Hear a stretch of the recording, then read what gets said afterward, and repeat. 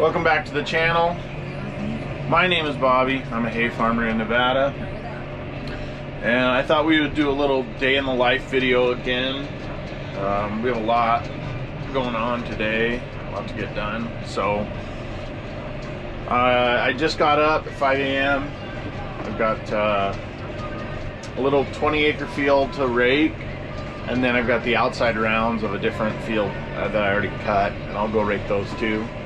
And then tomorrow when I come bale, we'll pick those bales up off those outside rounds, just get them out of the way to rake the rest of the field. Like, I think I'm gonna little bale that, but I don't know yet for certain. So turned around here.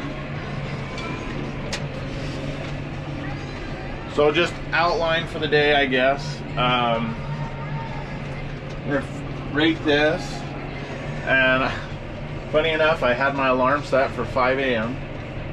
and 4:59 I get a phone call from the ditch rider that I got some water ready at 6 a.m. So my dad's gonna run over and he's gonna throw the boards in on the canal and get that fired up.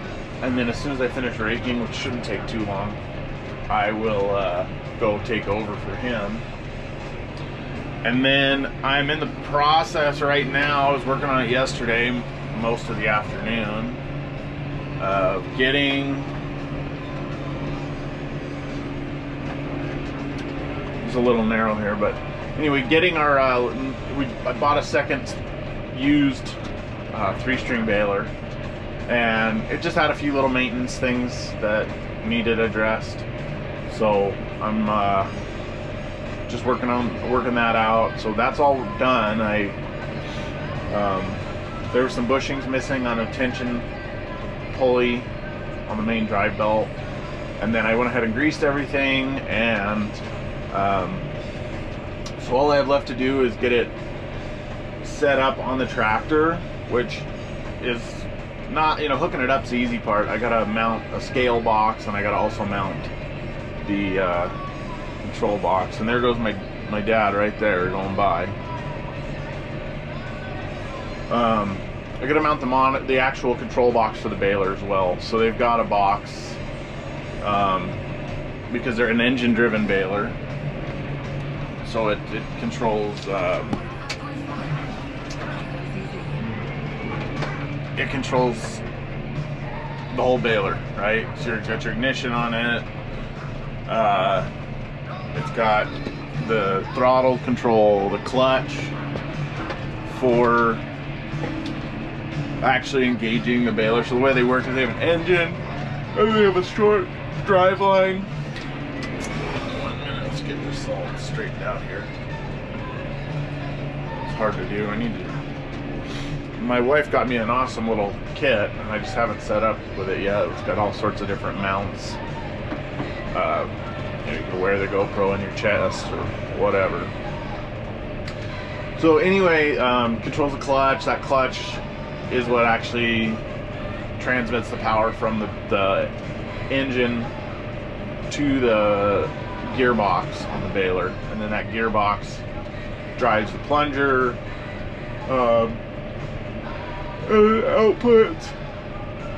Outputs into all the chains for everything else. So there's chains for the pickup, there's chains for the knotter, the needles,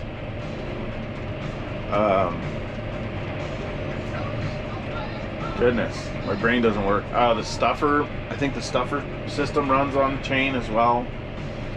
So yeah, that controls all that. Lights, everything. Has a flake counter. The flake counter on that baler has been replaced with the flake counter components that came with the scale, which is nice. I don't know if the flake counter worked before or not. I bought it with this scale on it. I've been wanting to get one for the first one I bought. I mean, I've only made a few thousand bales so far, but where we're trying for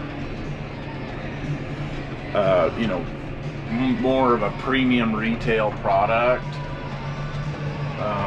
Consistent bale weights are really important, and what I have right now is just, in my opinion, is not cutting it.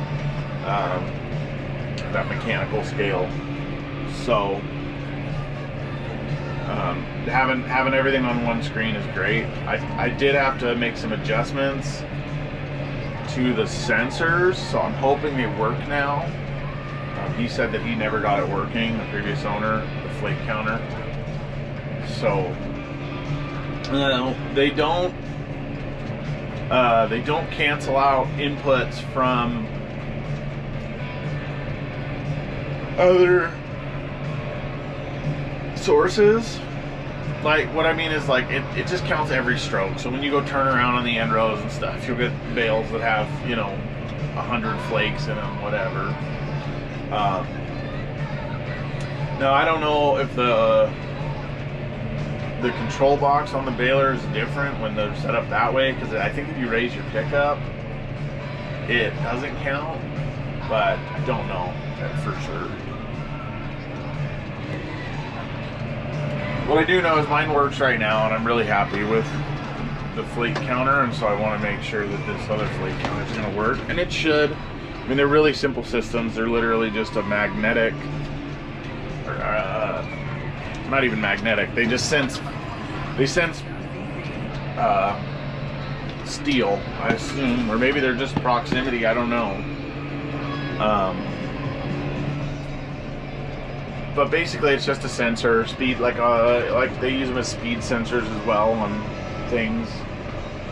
And every time, you know, the magnet or piece of metal wipes past, it counts. So it counts every flake. And then there's a second sensor, and that's what wasn't working. That second sensor wasn't adjusted close enough, I don't think. It was quite a bit away from the little flag that it's supposed to read. So I changed that. If that doesn't fix the issue, then I'll start diagnosing. I didn't have the scale monitor actually hooked up, but we can test and see, you know, are the two sensors actually reading. Just, you can hold just a screwdriver in front of them and see if that's reading, and then excuse me, I haven't had my coffee.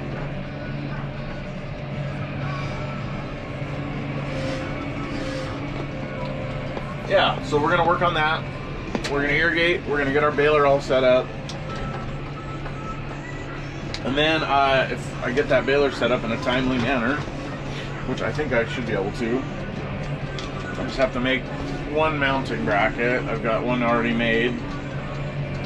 Well, one came with it, I should say. The scale came with a mounting bracket. The baler box did not. And I don't want to, if you just like set them in here, all they do is just wreck the cabs of the tractors. So I'll probably try and mount, I'll probably mount the scale like right here. I've got another one of these exact tractors. And then I'll probably mount the control box up here somehow off of this post, or possibly off that point right there. I haven't decided yet. We don't use these doors on the right. You just don't. I mean, bigger tractors don't even have them. They're more of an emergency escape door. I don't know why the big tractors don't have them. Maybe the back windows are big enough to count as your escape hatch, but anyway, that's enough about that. But so that's kind of the plan, and then I'm gonna try and bale some teff if we get done. Just got 25 acres, 23 acres of teff to bale.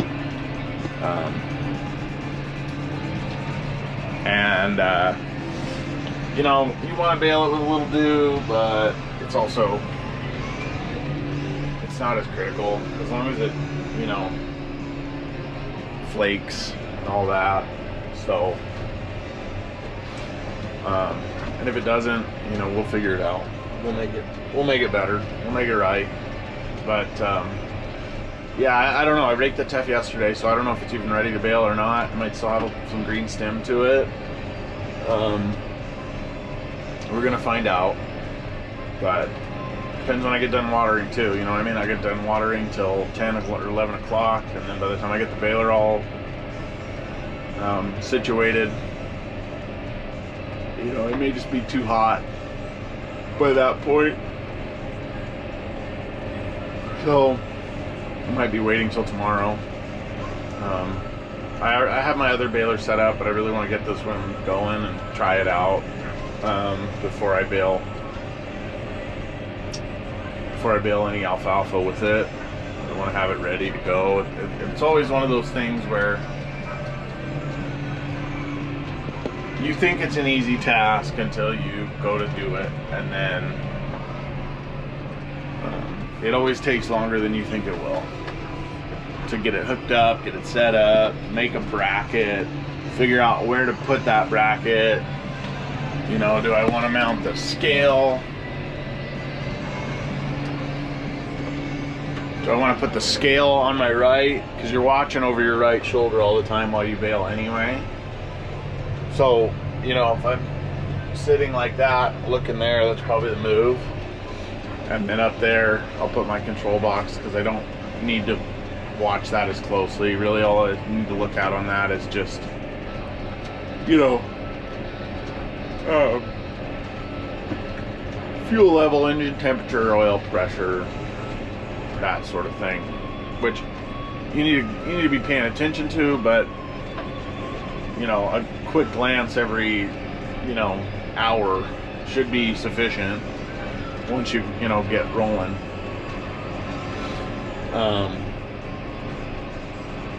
So that's what we're doing.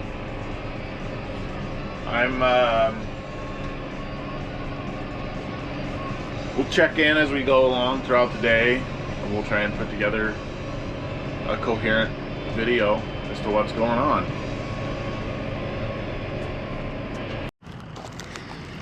So we finished raking, and I came over and I took over from my dad, just running our last irrigation on this teff. This will be the last one for this cutting, and then I will probably take one more cutting of teff off of this. So once we get it cut, baled, hauled off, I'll come back and fertilize it again, and I'll probably spray the weeds one more time. There's quite a bit of broadleaf weeds around the edges where the teff didn't come good, and the bottom of this check right here is really bad with this puncture vine. So we're gonna just get that under control as best we can. But this teff looks really good. The dirt up that way is really good. This is a little bit of a sand streak. That check over there is pretty good, and then the bottom of this field has a pretty good sand streak in it. But overall, I'm really happy with how this has turned out. I put like 4 or 5 pounds of teff, and this got about 50 units of N total, so it looks really good. I'm hoping after this irrigation, probably cut it in about 7 to 10 days, and then hopefully we get somewhere between 2.5 and 3 tons to the acre on it. So after I get done here, I'm gonna go back, I'm gonna get that baler put together like I talked about, get it ready to go, and I'm gonna go bale the teff that I've already got on the ground. Hopefully, I think it should be dry enough. If it's too dry, we'll wait till tomorrow. But tomorrow morning, hopefully we get a little better dew on it. But I think it'll be okay. Grass hay is a little more forgiving than alfalfa is as far as being dry. So as long as the bales look good and they are gonna flake nice and it's not real shaggy and loose, we'll go ahead and bale that today. And then this afternoon, I'm probably gonna start cutting some other hay that I've got ready to go. It's been, geez, almost, it'll be 2 weeks on Sunday. So today's Friday. So 12 days since I watered it. So it's overdue to be cut at this point. And by the time I get done cutting it, I've got 1, 2, 3, 4 fields to cut. So I'll probably try and knock out At least I've got one small piece I might knock out today, and maybe I'll cut the bigger one as well. And then I've got 2 others. I might just cut those together. That'd be 2. One batch would be like 52 acres, and the other one would be 62, which is doable in a day. So try and do that. Maybe just speed this up a little bit, because we do have a chance of rain coming next week. So if I can get that hay off the ground a couple days sooner, rather than cutting 1 field per day, just knock down 2 fields and then 2 more on our 3rd cutting alfalfa. So that's where we're at right now. We'll tune back in a minute.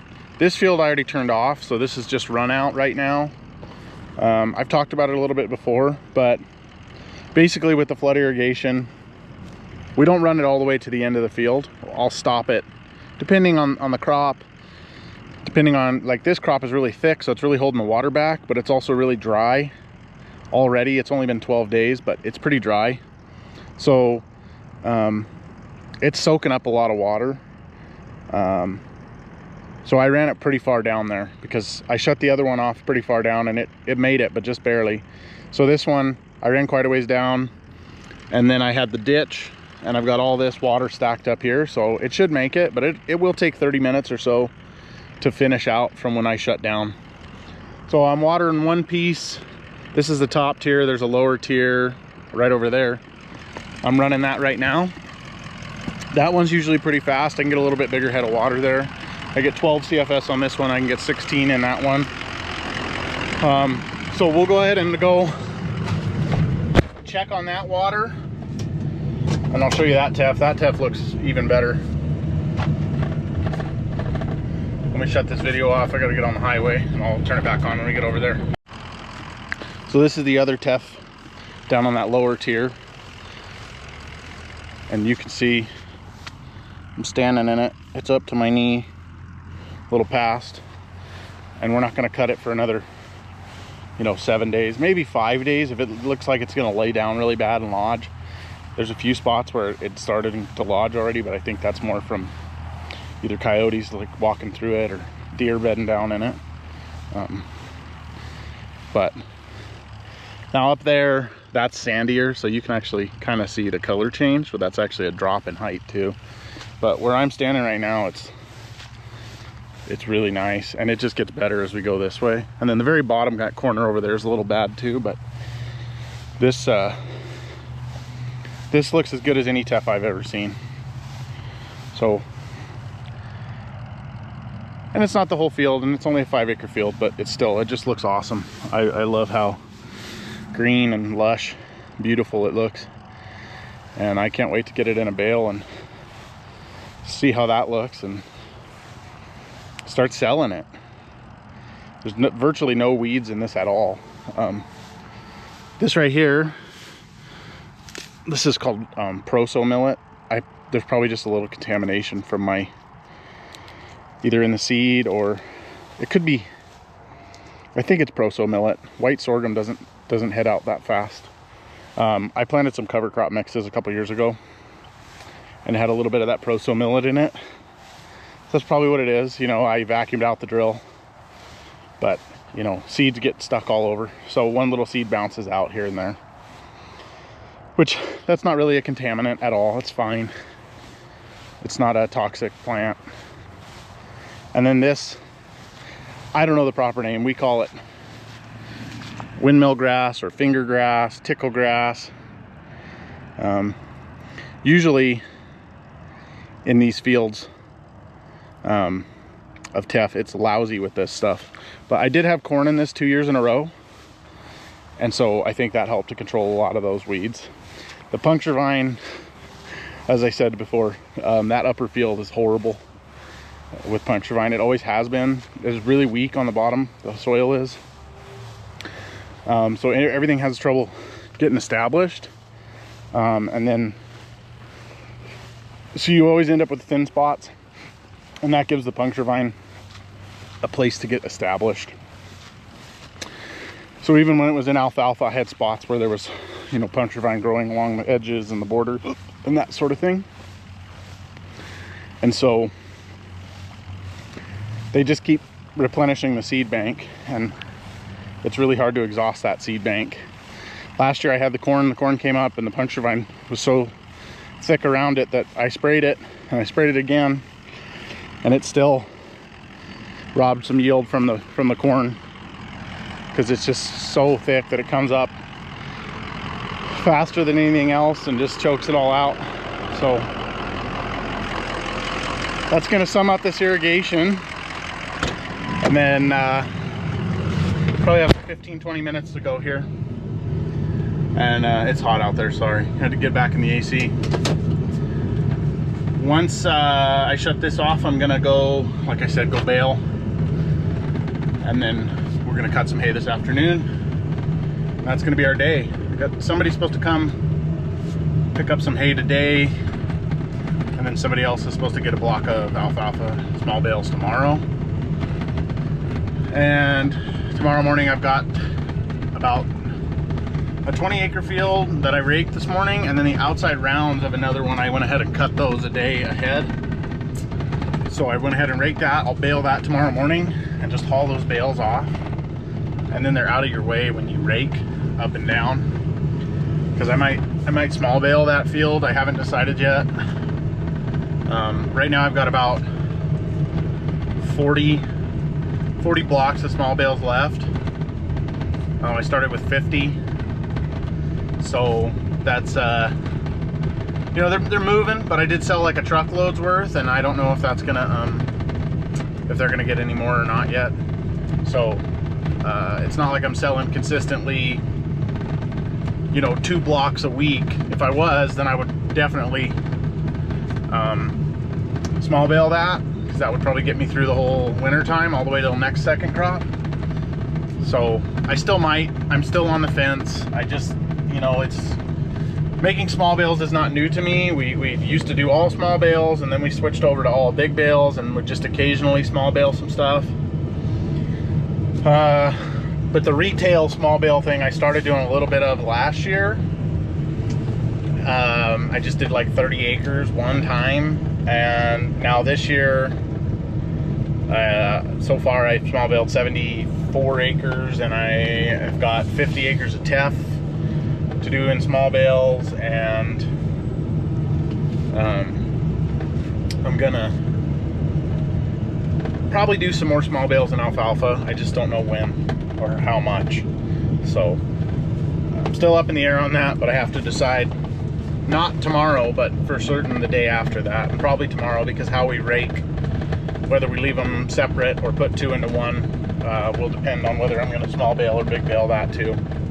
So we'll figure it out. We're going to play with it. I'll play with the numbers. I'll reach out to the people that have approached me about buying some hay, see if they're still interested, and try to gauge what demand I'll have to determine whether or not I want to make more. Because I can sell big bales. Big bales are not a problem to get rid of. I have several people I work with. Hay haulers, I've got cattlemen, I've got brokers. So getting rid of the big bales has never been an issue, but getting rid of the little bales at the price I want can become a bit more challenging, because it costs me more money to make them, right? I got to pay a harrow bed guy. That costs me $16 a ton. They're 80, you know, you charge me 80 cents a bale, so that's $16 a ton, and it takes about twice as long to bale it, if not a little more, maybe 3 times as long to small bale it versus the big baler. So my time is valuable too, right? So if all I'm doing is getting a like $20 or $30 premium, it's probably not worth it, right? If I can get a $50, $60 premium, then it's worth it to make more of them. And that's kind of where I'm priced right now, is about a $50 to $60 premium for that type of hay. So I'm still deciding. I don't know, you know, where that's going to end up, but it's, like I said, it's a new market for me, and I'm establishing a customer base, and that could take some time as well. So patience is key, but I also don't want to run out of hay, you know, January 1st and not have anything back in stock until July. That's not gonna, you know, that's not good either as far as, you know, keeping customers happy. If I'm supplying any feed stores or wholesalers, retail resellers, you know, they need hay year round. So it's good to have hay in the barn year round. And in order to do that, you know, so far, like I said, I've sold 10 blocks. So if I sell at the same rate they've been selling at, then I'll be sold out in 4 months from now. So I got to carry all the way around to July again. So that's 11 months from now. So in theory, I need to make at least as many more as I already made, and then some. So we'll see how it works out. So I'll pick up when I am working on putting that baler together, and then we'll show maybe baling the teff, see what the teff looks like